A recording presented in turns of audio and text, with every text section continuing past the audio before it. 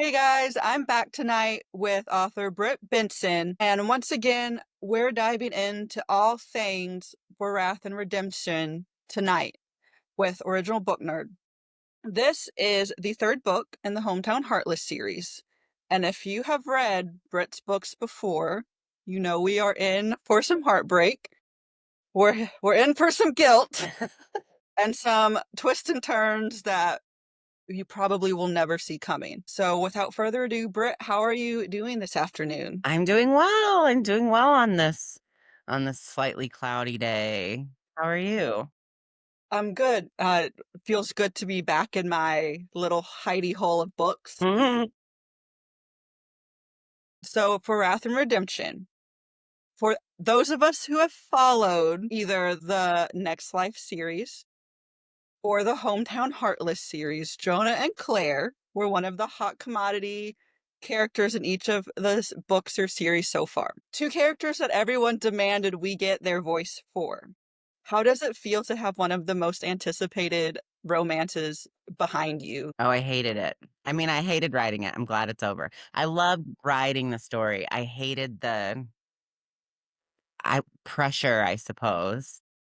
There's always a little level of there's always a concern when writing a book, especially when it's a book in a series. I always stress over whether or not I'm going to meet expectations for my readers, and I'm constantly having to remind myself that, I'm never gonna please everyone, and the best book is the book that I have in my head already. But it was especially hard with For Wrath and Redemption because I've had this story plant, like, in my brain for a long time now.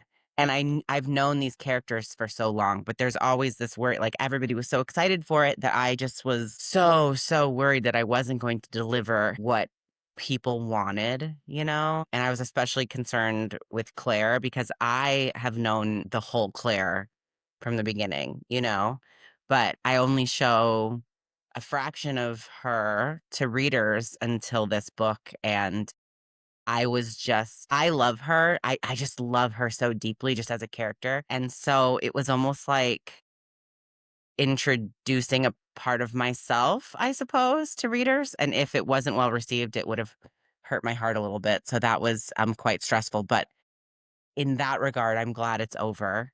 And even more glad that it seems to have been well received. So I can take a deep breath and, move on to the next now. So, part of what I did getting ready for chatting with you today after reading and listening to this book was look at how some of the early feedback came in. Uh-huh. And I giggled to myself because we had chatted on our last chat about how Claire was probably the most wanted but the most hated character so far Hmm. because of how you show her in the Next Life series and, Yeah. who she is to Lennon and Mac and that universe. Uh-huh. And there was a couple people who they were like, I would start it and I would be like, I can't, Claire's awful. And then I was like, but you just got to read past a few chapters and then you're just like, I love her. Yeah. But I know, It's hard. It's hard to kind of reconcile your previous opinions of someone based on what you know about them. But then once to kind of realize that what you know about them is just surface level stuff. And that in the 6 years since that series, almost 10 years since you first met Claire, a lot has happened and a lot of growth has taken place. And there's a lot about her that you just didn't know, and that's hard to, like, come to terms with, I guess, because and she was vehemently hated, like, vehemently so. it's different getting in her head Mhm. and seeing how, it's no longer from another person's perspective of what she's doing. It's now she's feeling everything that, has led her to this point in time. Yeah. And before we get too deep into this, I'm going to go ahead and ask. Everyone's been, biting at the bits to find out and have confirmation. Is Jonah and Claire going to be the end of the Heartless Hometown series, or are we going to have more to come? So I'm actually writing Mabel's book now. So she'll be out later this year. And then that will be, for now, the end of the Heartless series. People have asked if I'm going to write a Caveat Lover series. People have asked if Hammond is going to get a book. And for now, my response is not at this time. I might come back to it. I did kind of set it up for Caveat Lover to have material if I wanted to write it. And I also have thought about Hammond getting his own HEA, especially after diving into Mabel's book that much more. But at this time, after Mabel, after the end of this year, I don't plan on returning to the Heartless world for a while. Is it hard to let go of some of these characters now that they're intertwining with, series that you've been with Yeah. for the better part of a decade? Yeah, it is hard. It is hard because, they've kind of become real people to me. Sav, especially. Sav is such a real person in my mind that it is difficult to kind of move on just because I love being with them and I love watching them grow. And their experiences are kind of my experiences in the sense that, I'm just so deep into it. But it's time, it's time. I need a break from the rockstar world. I miss Macon and Lennon so much. Writing Macon and Lennon's little cameos in For Wrath and Redemption was so just like it just felt so good because I was like, these are my babies, But it is. I gotta step away for a bit. I miss them already talking about it, but I need to I got more in my head. I gotta let some of this out. That was actually one of my next questions is how much you enjoyed getting to see some old faces from that Next Life series and that universe, meshing with a world of out of control rock stars and Mhm. all the chaos that, they bring to the table. Um, But I'll go on to ask, stepping into more of a meat and potatoes question. Between Jonah and Claire, they're both very dynamic characters. mhm. I mean, obviously, we get the prologue, and you're just already thrown off the deep end, and you're Yeah. just like, Jonah, I want to hug you. But But also, which did you audiobook that? I audiobooked the prologue. Jason Clark in that prologue made me cry. I sobbed proofing that prologue. So, like, anybody listening to this, even if you're not an audio person, listen It to the was prologue because it's so good. It's so good. actually the whole thing, all of his chapters were great. Mm-hmm. But if you were iffy on the book, listen to the prologue and audiobook and then read the rest, Yeah. and you'll be good. But between Jonah and Claire, which one was harder for you to write in this story? I don't know. They were both pretty easy, to be honest. And I think it's because I've been sitting on their story for such a long time. Claire, I was like dying to get on paper because she's just been such a constant presence in my head since the duet. I knew after book one of the duet that I was going to write Claire's story. I knew I was going to write Claire's story before I decided to write Sam's story. And so getting her out was like almost cathartic in a way. And Jonah, surprisingly enough, like as difficult as his story is, um, it wasn't that difficult to put it on page. It put me through the ringer. I had moments where I had to take a step back and breathe, but in the terms of like actually just getting it out, it wasn't. The story kind of flowed. You know what I'm saying? It just flowed. It was like meant. It was like a story that I felt like I needed to tell, you know? And not every I story is like that. Torrance story was so hard to write, not just because, but I had like all these external life things taking place too, which made like every time I had to start and stop, it was difficult. But with Jonah and Claire, I don't want to say it was like coming home because it was quite a volatile home, but like writing these two characters that I already knew so well, it just came out very easily. It was like purging your soul, Yeah, it really cleansing was. yourself for the next book. Yeah, it really was. That's what I felt like. I Yeah. felt like I was, like, purged from all my emotions after I read the end at the final page, It's and I was like, definitely like a "Go therapeutic kind of sit." catharsis. Yep.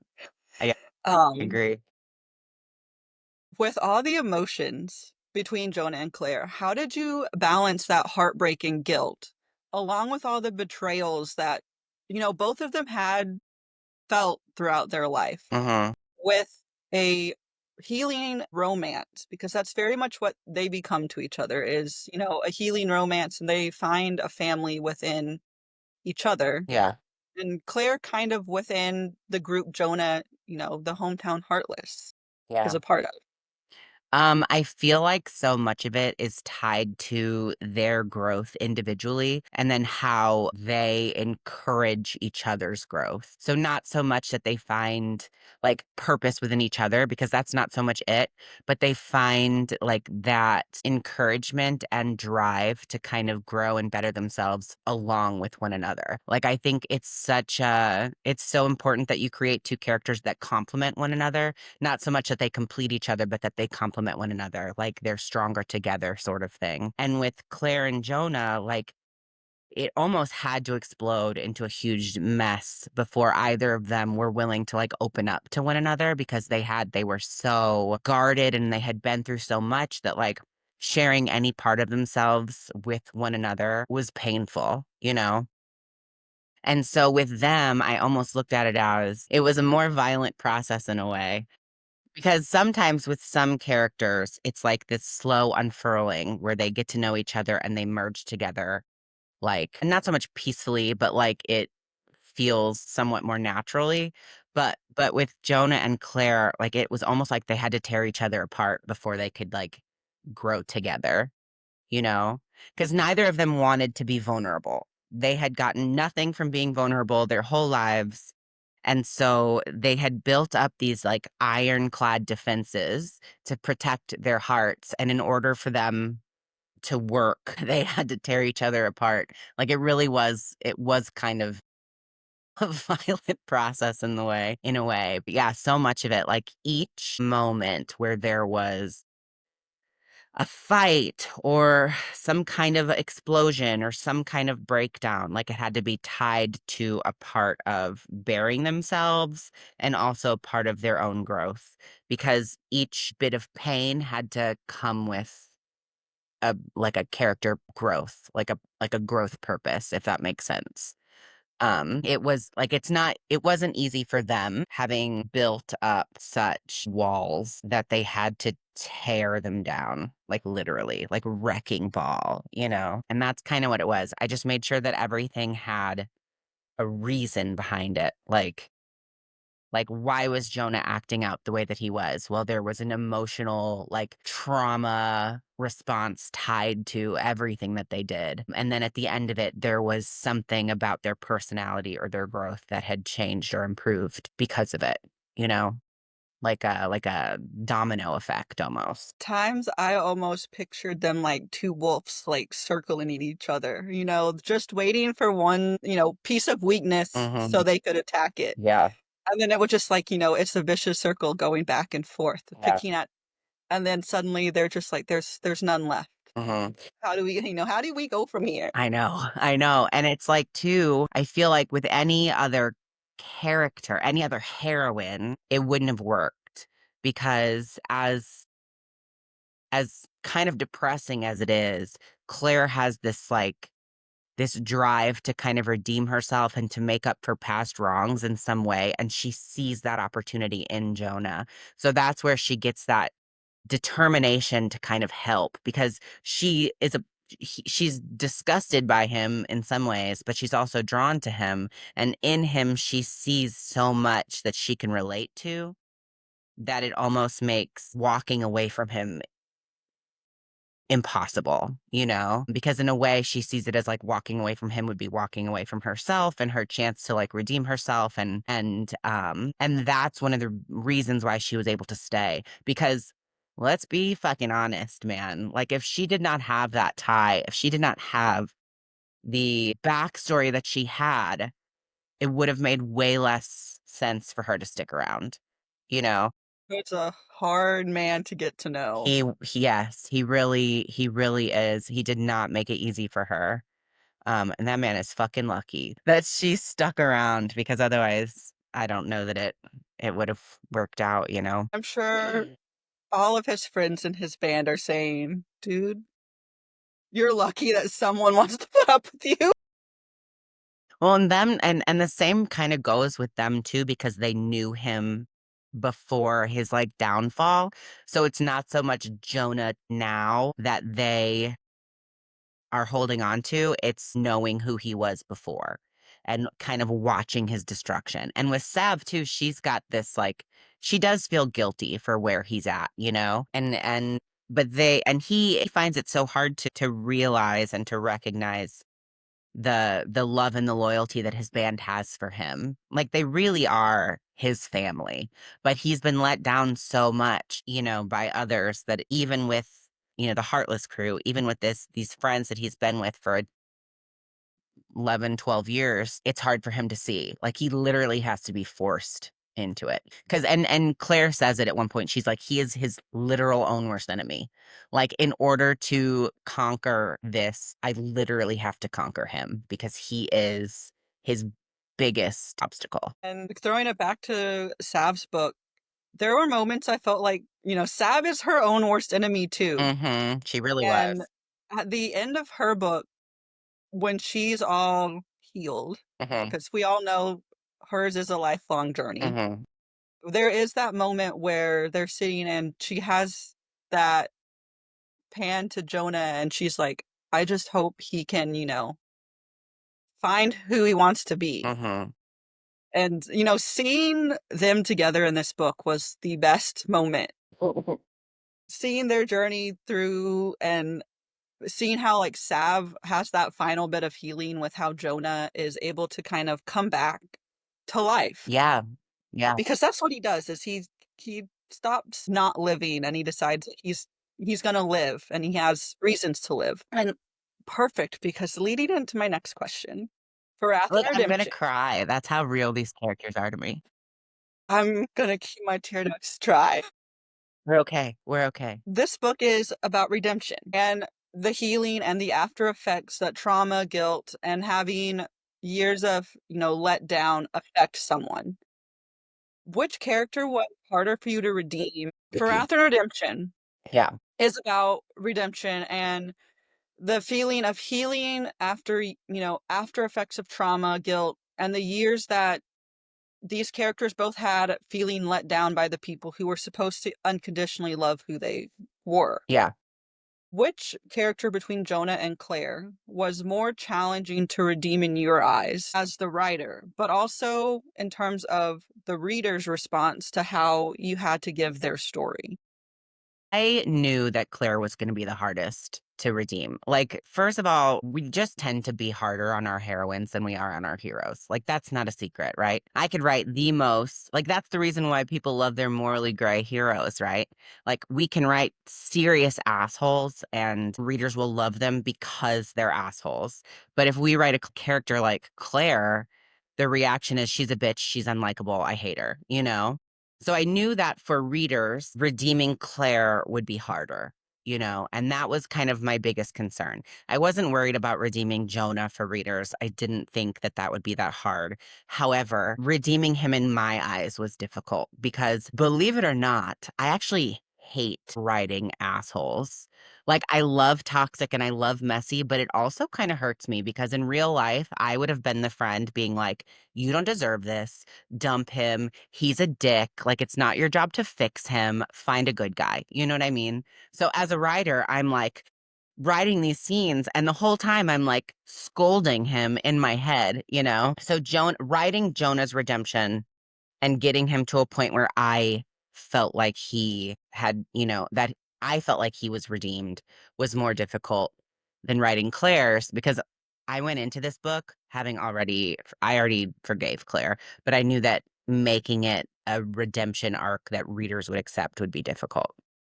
So it was kind of like this precarious balance because in one hand, I knew I had to do backflips for readers, but in the other hand, like I myself had to put myself through it to get Jonah to where I felt like he was acceptable, I guess, you know? So yeah, it was kind of twofold there challenge. Man, on the audio, Jason Clark is able to embody all that toxic masculinity. Oh, you know what's funny is like, so Jason Clark, Molly Stark, I went through like so many auditions before we found Molly Stark and I was in love with her and she had to be it. Jason was a producer suggestion. And I was like, "Yeah, I could see Jason doing this," but my thing, I like you know how he does this, like, really feral growl really Yes. well? And in my character notes for Jason, I specifically wrote, like, "I love your growl, but use it strategically." Like, Jonah is not a growler all the time. Like, I need more he shifts on and off between, like, emotionless and, like, anger, like, volatile switches, but he's gotta your growling has to be more strategic with this. And then when I listened to like, he just crushed it. Like, he saw the character notes, and he went above and beyond. Like, the prologue made me sob, alright? But then the way that he dove headfirst into those, like, vulnerable moments. Like, you could hear the sniffles and, like, the, like, breaths, you know? Like, I was there with him when he did like, not in person, but, like, listening. I felt like I was there in the room, and I'm just so in love with this audiobook. I feel like both the narrators did such a beautiful, amazing job with these 2 characters who were very, very important to me. So yeah, I just whew, they did so good. They did so good. And Jason definitely, like the layering that he brought to Jonah's character was better than I could have asked for. It was so much better than I could have asked for. I listened and read with my friend, and she was a strong, Jonah's not gonna be redeemed for how he treats and acts Mhm. in books 1 and 2, and I was like, "I'm hooked from the prologue." I was like, "You're not gonna make me hate him." And the whole time she's just like, "Leslie, what is wrong with you?" And I was like, "How do you not like him after that prologue?" I was like, "You just can't." Like, Well, and the there's scene very in the few mausoleum prologues that too. hit me like that too. Like the whole scene at the cemetery, you know? Dude, he crushed it. He did such a good job. I was thrilled. I am thrilled. I always tell people, like, if you audiobook, do the audiobook because This it one, it just elevates it, you know? I will say I'm enjoying the reading experience for Heartbreak and Harmony more than the audio. Oh, yeah. I think because I am in a reading phase right now, though, I go in between, Yeah. and I just listened to 2 audiobooks, and I'm like, "It's gonna be real hard for me to get back into it after 2, like." Oh, yeah. Well, and also it's difficult sometimes when the narrators don't match your I feel like it gets trickier as you go through a series because readers really get to know these characters. So when these secondary characters get their own books, if the person that they've kind of created in their head doesn't match the voice, it's a turn off, you know? So I understand that. I've had those moments too where I'm like listening to books and I'm like, "Ooh, this isn't how," like Angela Lansbury and the Mrs. Claus audio. Like, I was like, "This isn't what it's supposed to be." No, so I totally get it. I totally get it.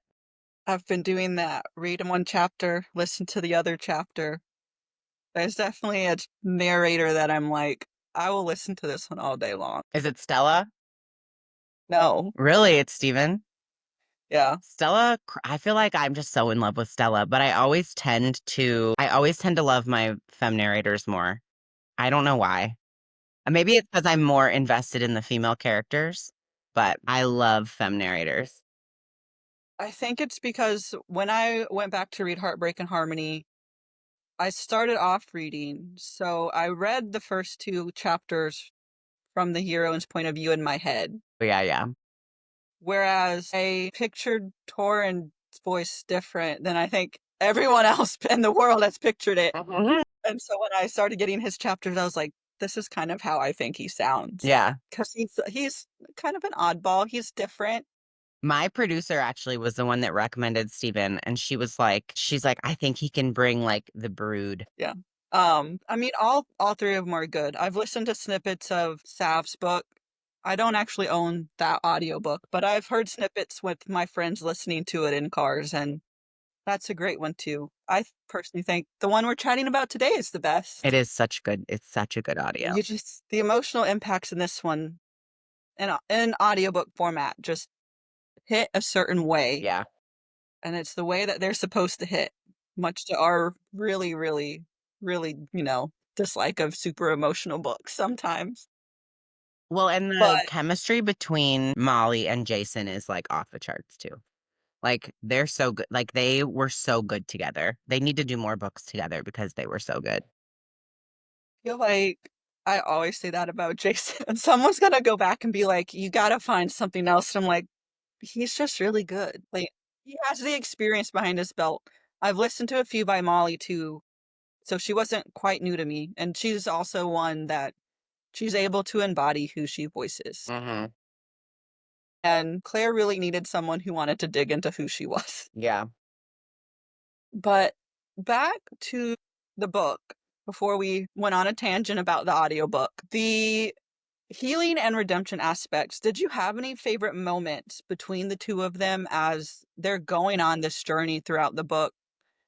Ripping each other to shreds, Mhm. but then turning around and, building one another back up. Yeah. I love actually, as difficult as they were to write, the scenes where they really dig into each other and where like Claire does not back down were always I love those scenes just because despite Jonah's attempts to remain aloof, like you see her like literally breaking down his walls, you know? And so those were always, I guess, what's the word? Like satisfying to write because I felt like he was like summiting a mountain almost. And those were like when he like crested over, like climbed over the hardest parts. And I love the pool scene because it's just such a like flirty, tense, you know?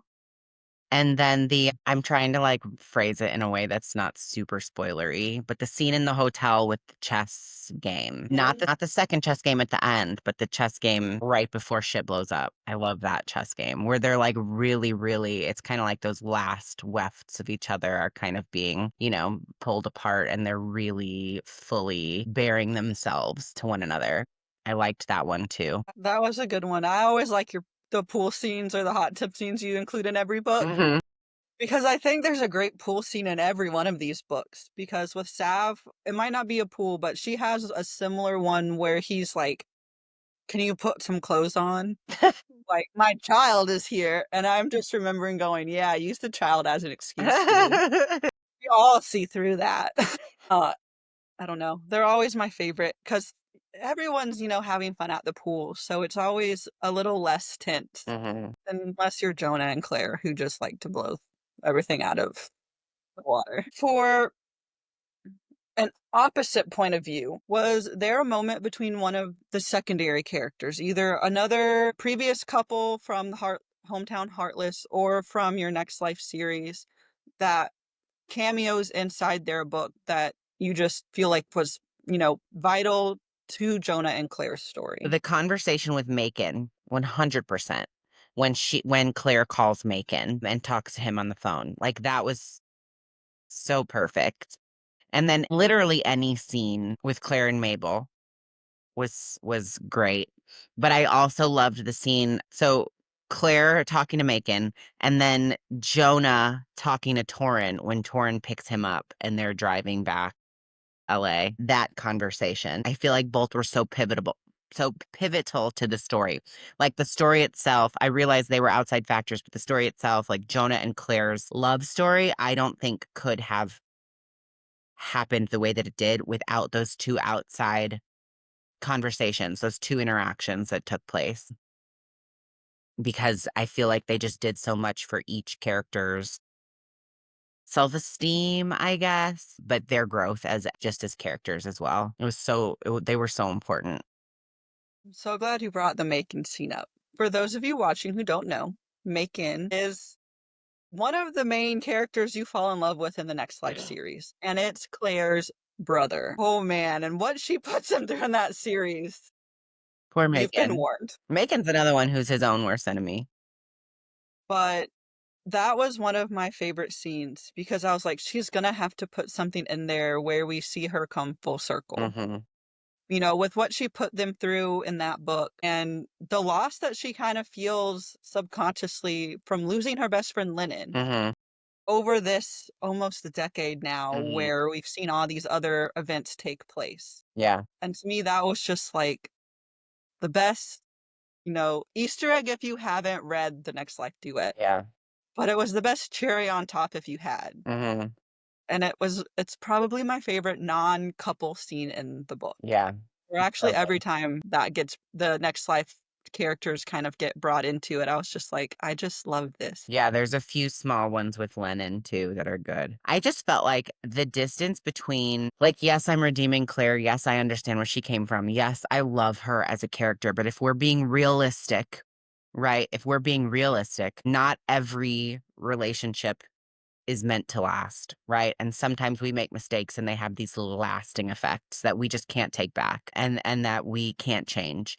And so I I would not feel right making their relationship, the relationship between Claire and Lennon and Macon a good one. Like it's not bad anymore, but it's never going to be good.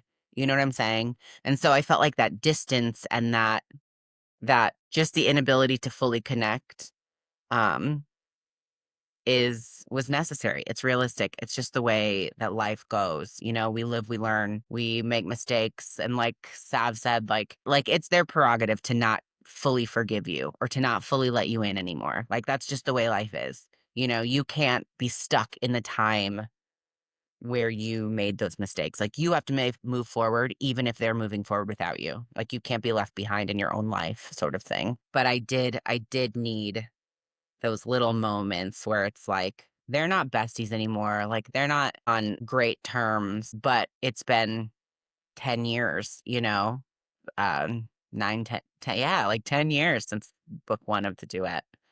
And people have grown and changed. And so there's been some acceptance, I guess, and like self forgiveness and growth. And I wanted the best way to kind of show that. And I felt like the best way was just to have, those cameos, that conversation with Macon, those texts and gifts from Lennon, which shows that, they're not on the best terms. They're never going to be where they were, but there's been growth there and Just healing. the fact that Macon responded to her and, answered the phone. Hmm. To me, that's all that I needed. I was like, he just answered the phone. Hmm. And when he said, Because when he tells her he loves her, like, you're still my baby sis, Harry Clary, It was so sweet. But no, yeah, I love that one. I love it so much. I cried writing that scene. I am a really hard person to get to cry. There's been very few books that have made me cry. I came close in the Next Life duet. Very close. Probably been one of the closest that hasn't been a B. Celeste book, because all of her books kind of make me cry. I've never read B. Celeste and I need to. Well, I don't recommend starting with her new one. Even though it is phenomenal, it is gut-wrenching. That's what I heard, actually. I saw that. It was a masterpiece, And that's the and trad it left me published. crying in a corner for days. It's traditionally published, right? That's one of her traditionally Yes, published books. it came through Bloom. Yep. The audiobook is actually I'm doing the audiobook now. It's not out yet. It's better than the book, but I'm just not mentally okay after the book. It was a hard one. Yeah. For those of you who don't know, B. Celeste includes a lot of like terminal chronic illnesses in her characters. And this one is a hero or a heroine that has a recurrence of childhood cancer. It's a happy ending in a sense. In a sense. Almost like when I read her Underneath the Sycamore Tree book and extension. It was a happy ending in a sense. In a For sense. one of the characters, it was a perfect ending. For the other, not so much. So it was a realistic ending. It's a realistic happily ever after. Well, it's a realistic ending. Happily ever after for one. I'm still hoping that the other character in the story gets their own book of healing now. um, but kind of similar to Jonah and everything he had to go through. Obviously, he doesn't have a tragic ending. He gets his happily ever after. Yeah. But the next question was a question I've seen thrown around, and I have read the Next Life duet. Hmm. Like we've mentioned, it's probably been a minute. I've read a lot of books in between. Hmm. But for someone who is now going back to read the Next Life series after reading The Hometown Heartless, do you have any, words of advice or warning now that we're going to get Just making in it? I feel like the hardest thing, if you haven't read the Next Life, if you didn't read the Next Life duet before reading For Wrath and Redemption, if you read For Wrath and Redemption first, I feel like going back and reading the Next Life duet, it's really, really important to remind yourself of the time difference between the duet and For Wrath and Redemption. Claire is 27, 28 years old in For Wrath and Redemption. And when the duet starts, she's 17. So it's so important to remember just that. Because when you read them out of order, which you totally can, like you're not missing anything. Like when you read them out of order, it's hard. Like you almost want to go from the person that you know from For Wrath and Redemption and then see them as the person that you see in the duet, but it just doesn't work that way, you know? So if you're going, where's my camera? Right here. If you're reading backwards, just remember that Claire is 17 in book one of the Next Life duet. 17. She's 28 in For Wrath and Redemption. That's a 10-year jump. Okay. So just keep that in mind. Just remember that. It's very important. And we can argue that Jonah's more like a 17-year-old in For Wrath and He Redemption. does have those moments. His age of he's also, 28 or 29, Yeah. correct? Yeah. Yeah. He's almost 29, almost 30 in For Wrath and Redemption. I wrote the ages down.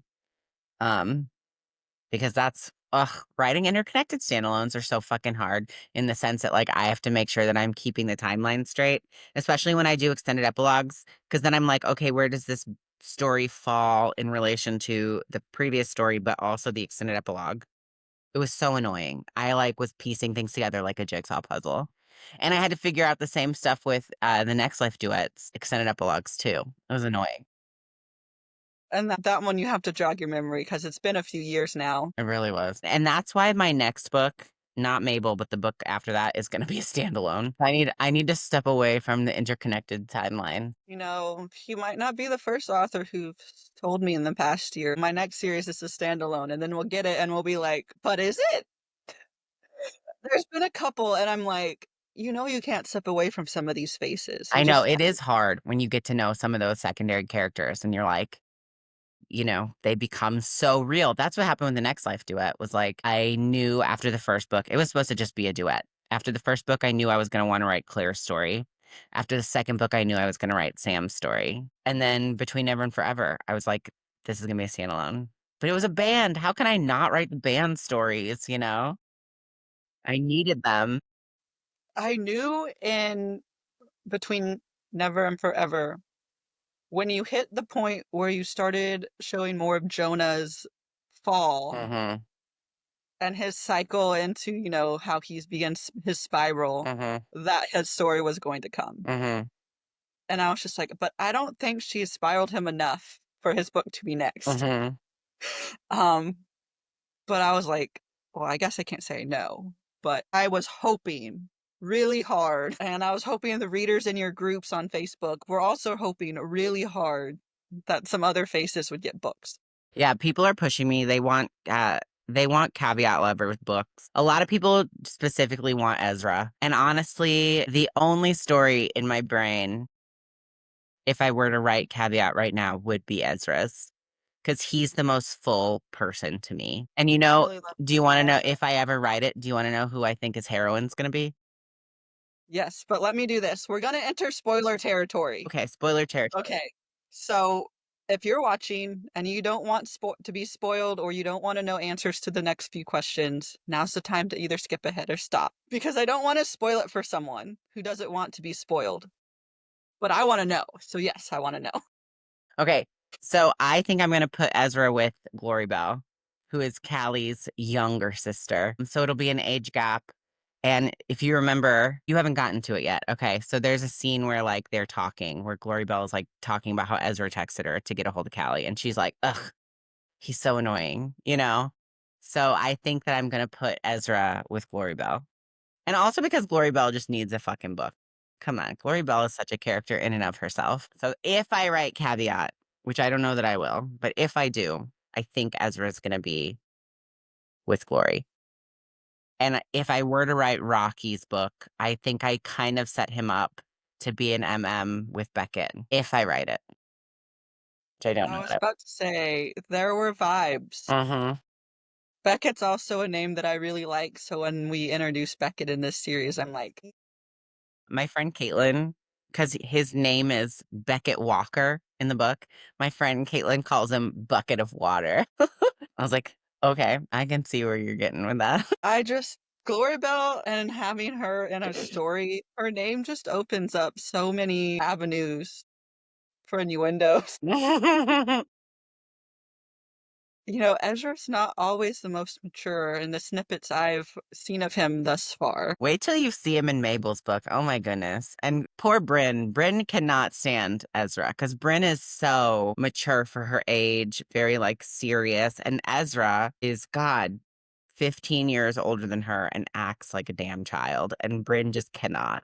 She just cannot. It's so funny. I love it. She's like, ugh, the caveat boys. On the topic of spoilers, we have mentioned a few scenes where in this book Claire is talking to Mabel.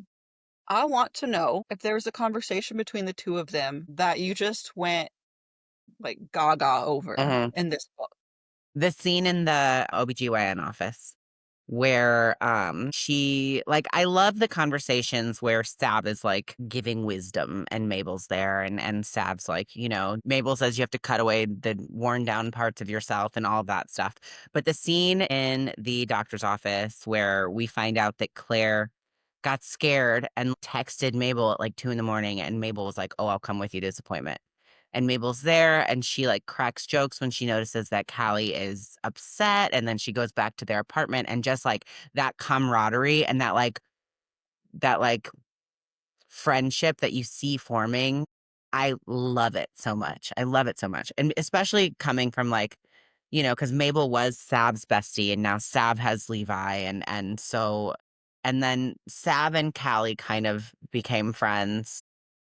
And I really like the friendship that's forming between Mabel and Claire. And that scene in the doctor's office was a good one for me. Just you don't have many friends nowadays who, if you call them at 2 in the morning, waking them up from sleep, they're like, okay, meet me in the morning, we'll go. Yeah. Especially for a character who's harder to approach like Claire Hmm. is. I want to talk about the cemetery scene. Okay. The cemetery scene we've mentioned in the audiobook. It's another scene you need to listen to with Jason Clark narrating. Hmm. But if you want to read it, the cemetery scene destroyed me. I was not ready. I knew it was going to happen at some point. I was not ready.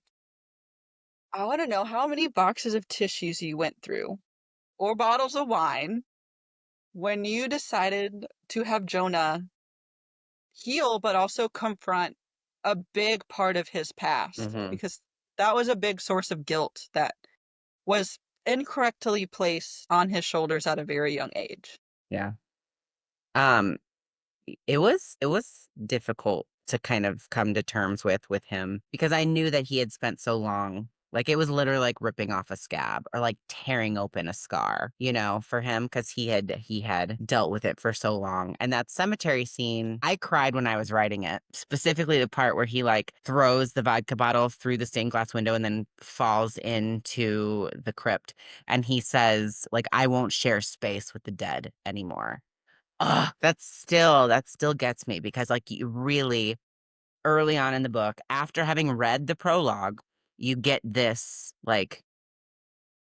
insight into like where he's been for like the last 20 years, like just the kind of mindset that he's been into that I won't share space with the dead. And how I don't know if anybody ever picks up on this stuff. I love it so much. But like the fact that the stained glass window that he broke was Mother Mary holding the baby Jesus.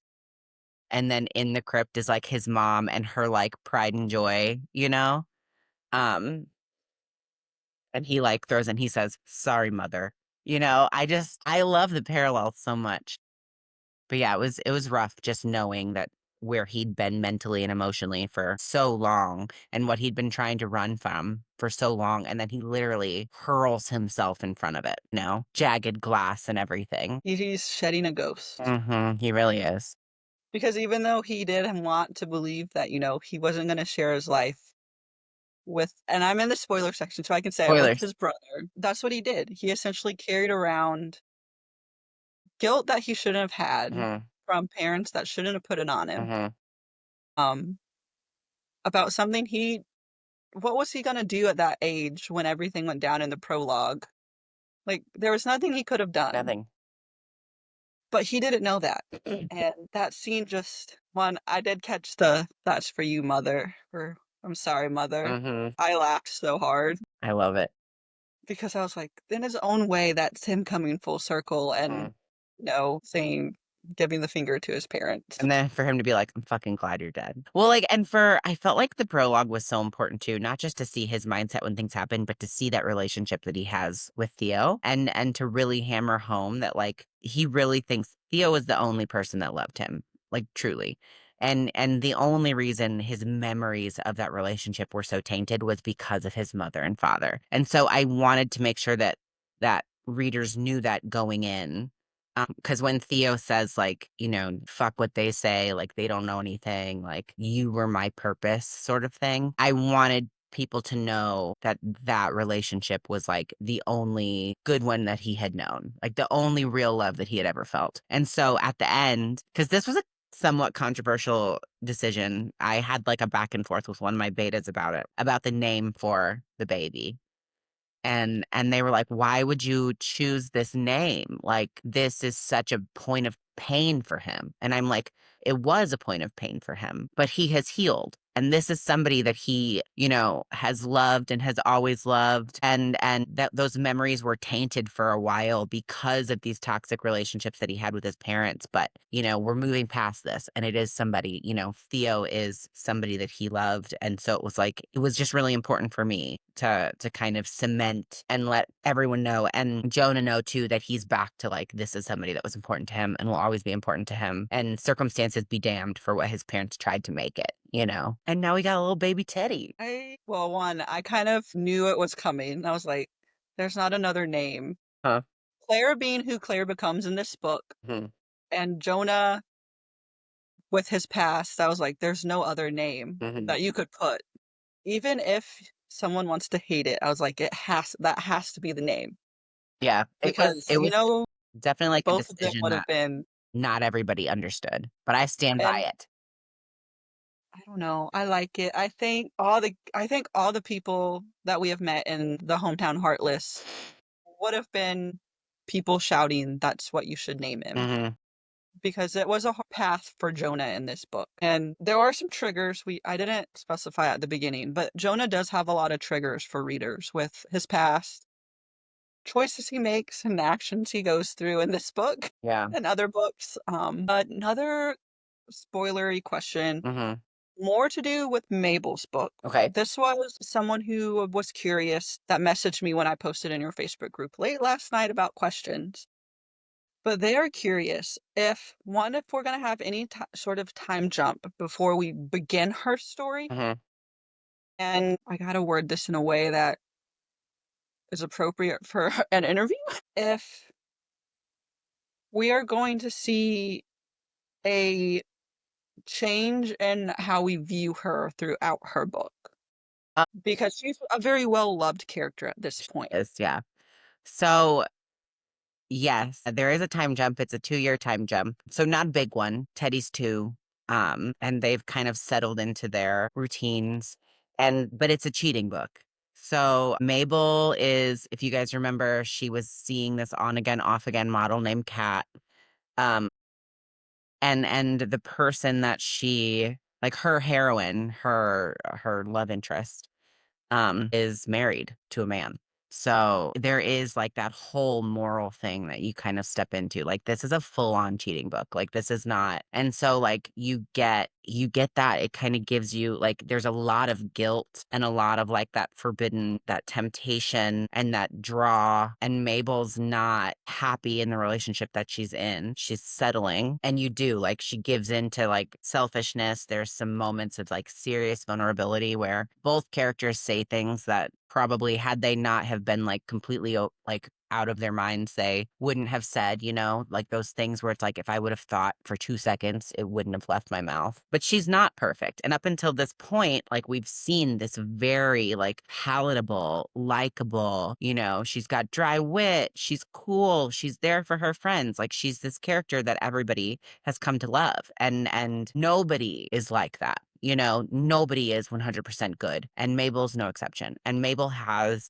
she, just like everybody else in the book, has had quite a past. And it's called the Hometown Heartless for a reason, right? Like they found family with one another because the family that they came from was not ideal. And so Mabel is dealing with a lot of demons and insecurities. And so you see all of this stuff kind of come to a head. And she's not always the most likable person, and neither is Aurora. Aurora is actually Hammond's niece. So she's like 7 or 8 years younger than Mabel, and she's married. And Mabel is dating Kat. And it's kind of a little mess. It's a bit of a mess. Oh, the webs you live to I weave. know, I know. I don't know why I do this to myself because then it gets very sticky. But yeah, you are gonna see, you're gonna have some moments where you're like, what? What is going on here? What happened to sweet, kind, palatable, likable Mabel? Like, she's still her. She's just her with layers. And She's dynamic, she she's a had to round have character. something in her if she was Sab's best friend for so long. Mm-hmm. Mm-hmm. That was one thing I kept going back to. I was like, there's something in her if she could have put up with Sab for Mm-hmm. that many years. Well, and if you Like, she remember, could be so she straight-laced. and Sav in Between Never and Forever got into a huge argument at the beginning. And you kind of find out that like Mabel has been spiraling. She sleeps around quite a bit, or at least she did in the book, and she had a lot of resentment towards Sav for a while. Like because the band was just falling apart in Between Never and Forever. And so you kind of get a hint at like the issues that Mabel deals with. But of course, I couldn't dive into it because it's not her book. And then in Torrin's book, or in Jonah's book, um, you kind of learn a little bit about where she's at with Kat and how she's feeling about the issues with Kat. And also, I dropped the hint about how Mabel's not her like real name, which is fun. But yeah, so you get to see, I wouldn't say like another side to her. You just get to see full her instead of like all the sides to her, not just one, the side that she. Blinders are off. Right, the blinders, they're coming off. Okay.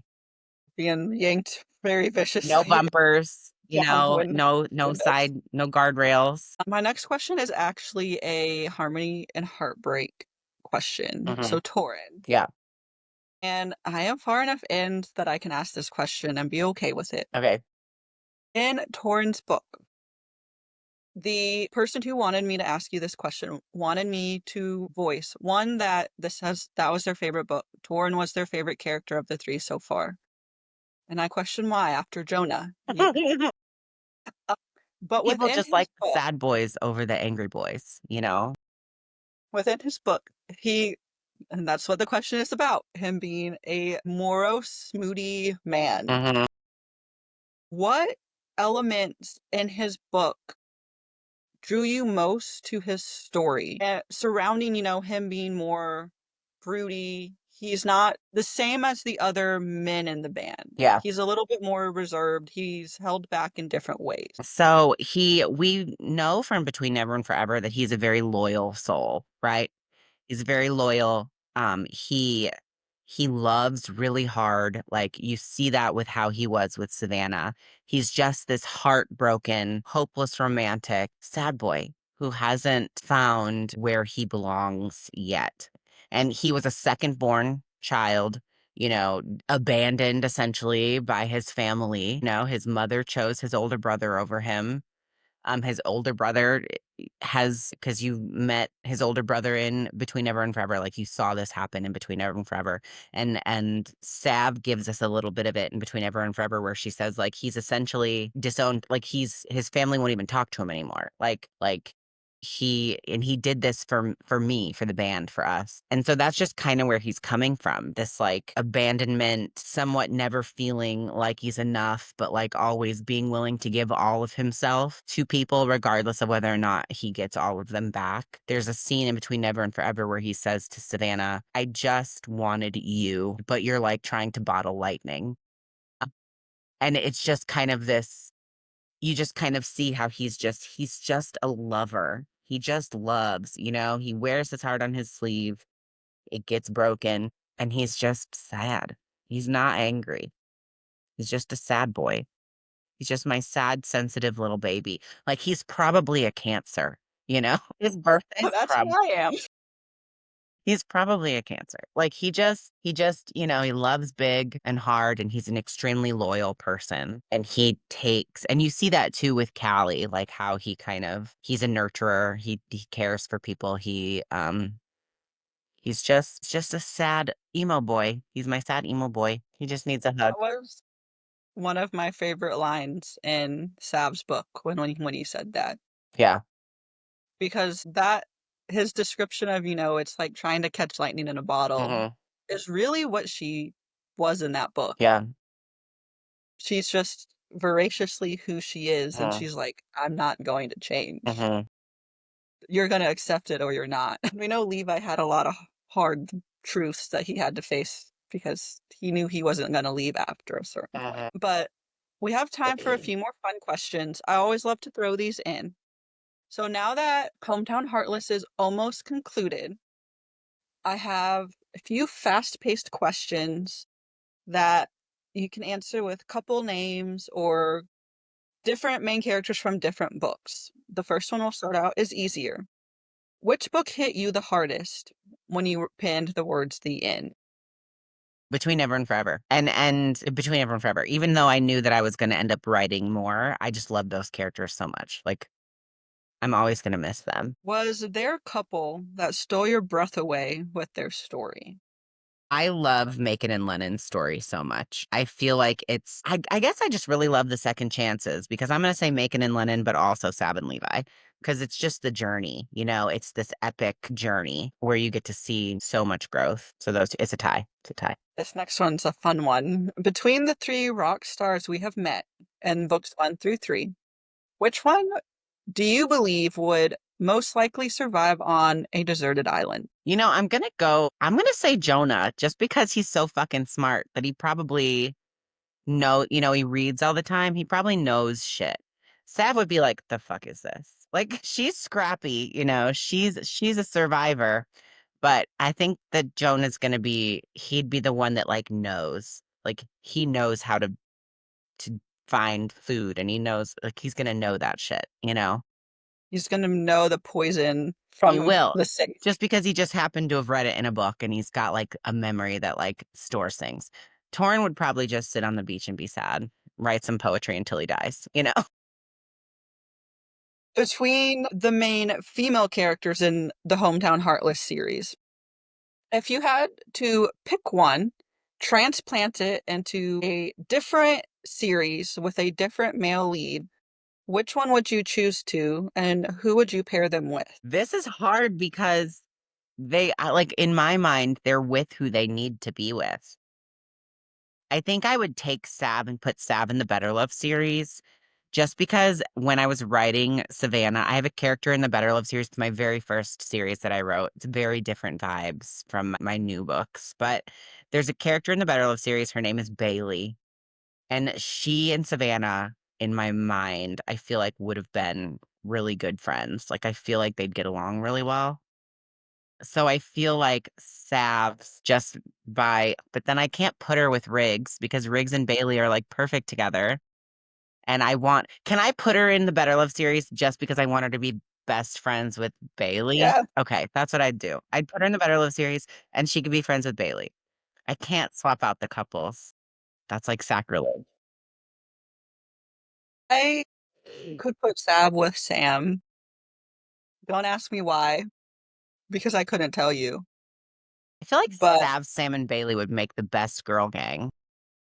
I read Sam's story after Sav's, Oh, yeah. and I was like, these two together would be pandemonium.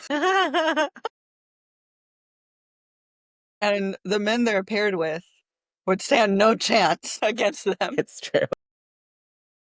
Okay, The world would not be ready. this is another harder one. It's the male characters now. If you had to pick a different match for one of the males, and it's within either the next life or the hometown heartless, and put them into a different story. Not necessarily a different partner, but just a different storyline. Is there one that you could see happening in? I have a single mom age gap in my first series. It's called Nothing Feels Better. I could see Torrin with a single mom, you know? Like, I could I see initially that. thought that's what his book was gonna be. Really? When we ended Sav's book, I was like, she's gonna give us a single mom. Like, because he's gonna fall in love with the kid. Mhm. Because there's moments with him and Levi's, daughter, Yeah. and I was just like, "That's what she's gonna do. She's gonna," and then there wasn't, and I was like, "But it'll happen." And it kinda happens with, you know, Yeah. we see a snippet in the future with Teddy and Mhm. the band, and I'm like, "So he got it. Yeah. He got Yeah, it," I and feel like he would do really well with a single mom. So I feel like that just could have looks so worked for his much. character. But could the single mom do well with him? Yeah, I think that she could. I don't think a single mom would have been able to do anything with Jonah because she would not have time for his bullshit. And I don't think a single mom would work well with Ezra because he is another child. But I think a single mom would work really well with Torrin because he is just like this very calming, like steady, loyal, steadfast soul, you know? So I could see that. I could see that happening. This is a hard question, and it's one of my last questions. Second generation. I have talked about second generation with other books that you've written, Yeah. but within the two series we've talked about today, there are now a lot of children, Hmm. hinted at on the pages. Is there a second generation character that you would want to write? And I I'm could see curious if it's myself that I writing a Bryn book, but probably only because she's older, so I know who she is, you know? With Charlotte and Gabe and Teddy, it might could happen, but they're not full people in my head, you know? So I don't know that I can picture it. But I could see it for Bryn. And I know Glory Bell isn't technically second gen, but I can see a book for her. I don't know that I'll do love it, but I could see it. Evie, child. maybe. Evie, but she's also not second gen because she's technically, Claire's half sister. But I could see a book for Evie, Yeah. maybe. Evie, the point of contention in the next life duet. Did you know that? So Evie is in the extended epilogue in For Wrath and Redemption. I never made Evie talk, so nobody knew that she was there. In the story, she's there in my brain, but on paper, she's not actually there. So I had somebody be like, "What happened to Evie?" And I'm like, "What do you mean what happened to her? She's still there." And they're like, "Not in the book." And I'm like, "She's not in the book? I didn't mention Evie even once? Shit, poor Evie. Like, she didn't get any page time at all." Just a quick reference for me, Evie and Bryn. I'm trying to jog my memory. What is the age difference between the two of them? I feel like they'd be about the same age. Bryn is what, 10 in For Wrath and Redemption. Evie would probably be like 7 or 8, I think, because book 2 in For Wrath and Redemption, Evie's 10 months. No, Evie would probably be like 5, 6. I don't know. I have to sit down and write that down. There'd be an age difference there, but not a huge one. Because I was gonna say I could see them being really good friends, Oh, yeah. but obviously my timeline has been a little altered. I Timelines thought, are hard. I have to have it written down. Otherwise, I cannot. But like, so the second book in the Next Life duet, Claire is like 24, yes, there's a jump. 23 or 24, 17, 18, 19. No, About 22. 5, oh, It's a 4-year jump. 6, 17 plus 4 is 18, 19, 20, 20, 21. So she's what? like 21, 22 in that book, and and Evie has just been born. So we're looking at a 6, 7 year time jump between For Wrath and Redemption. Okay. So 3 years apart. Yeah, ish. Yeah, already that's what I'm gonna start spamming your Facebook group about. with Me, Bryn, let's get a friendship. Force those two people together. I love Bryn. She's one of my favorite secondary characters. I just wrote a really fun series with her, or season, or a really fun scene with her, between her and the Caveat boys are in it. But it's her talking about Romeo and Juliet. You know how you get like her take on The Outsiders with with Jonah in For Wrath and Redemption? She's talking about Romeo and Juliet in Mabel's book, and it's really funny. I just love her. I love Bryn and Jonah's bond. Me too. Everyone questioned me when I read with friends for book one, and they're like, "How?" And I'm like, "I just love it. Mhm. It's not good right now because he's not good." But I was like, "But it's gonna be good," It's gonna be good. and it is at the end of this book. Hmm. My last question is: we've talked about the next plan for Maybelle, Hmm. but before we go, just for readers Hmm.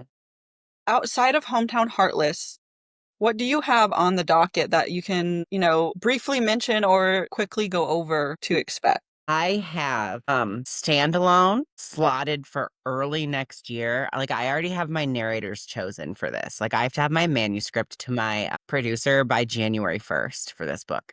So it's happening. And it's a standalone and it is an age gap, pretty significant one, 10 years. And it's going to be rough, like really kind of heartbreaking in a way. And then I also this is not set in stone, but I have recently started plotting what could potentially be a romantasy with Faye. Because I've been wanting one so bad and I haven't been able to find what I want. So I've been writing down what I want and I think I might end up writing it, but not until late next year. I don't even know what you could do with a Fey romance because you already put so much into it, and now I've we're got just gonna be like in got shreds. plans. I've got plans, loose plans, but plans. I enjoyed chatting with you again. This was, Jonah's been the character that I've wanted his story since he stepped on the page in Sav's book. And when you're just like, that man is so broken, but there's just something about him you didn't want to let go of. Yeah. And you did it. You made us not want to let go. Jason Clark hammered that point home with his narration with Molly, and both sides, reading and audio, were just almost like perfect in book form. So big congratulations to you on probably writing one of the most anticipated books you've had in your career. Both sides of the spectrum of people wanting both of them, and sometimes people going, "You're never gonna make me love Claire." Yeah. And then having them eat their words Yeah. because everyone loves Claire at the end of this one. Yeah. So I hope you enjoyed stepping onto the show and getting to chat again. Yeah. I hope you have a wonderful rest of your week and best of luck finishing up Maybelle's story. Thanks. Thank you. It's Now we always have a some. pleasure. Thanks for having me. You're welcome.